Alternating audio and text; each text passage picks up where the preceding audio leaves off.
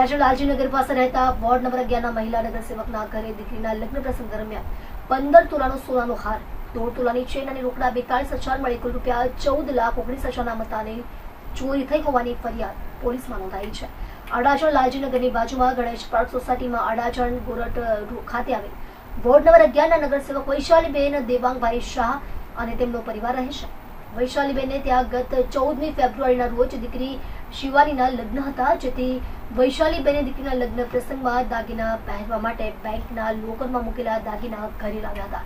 16 ફેબ્રુઆરીના રોજ બપોરે તેઓ પરિવાર સાથે પાલ બાગબાન સર્કલ કૃષ્ણા પાર્ટી પ્લોટમાં ગ્રહ શાંતિના પ્રોગ્રામમાં દાગીના પહેરીને ગયા હતા. ત્યાંથી પરત ઘરે આવી દાગીના પાઉચમાં મૂક્યા હતા. ઘરના કામકાજમાં વ્યસ્ત થઈ ગયા હતા. બીજા દિવસે સાંજે ઘરમાંથી 12,90,000ની કિંમતનો 15 તોલાનો સોનાનો હાર, સોનાની ચેન સાથેનો 1,29,000ની કિંમતની સોનાનું બ્રેસલેટ તથા રોકડા 42,000 રૂપિયા મળી કુલ રૂપિયા 14,19,000ની મત્તા ચોરાઈ ગઈ હોવાનું બહાર આવ્યું હતું. વૈશાલીબેનના ઘરમાંથી દાગીના ચોરાયા ત્યારે તેમના ઘરે પ્રસંગમાં તેમના સંબંધીઓ, ડ્રાઈવર, કામવાળી, રસોઈયા, દીકરાના મિત્ર સહિતના હાજર હતા. આ બનાવ અંગે વૈશાલીબેન અડાજણ પોલીસ મથકમાં ફરિયાદ નોંધાવી હતી. પોલીસે ગુનો નોંધી તપાસ હાથ ધરી છે.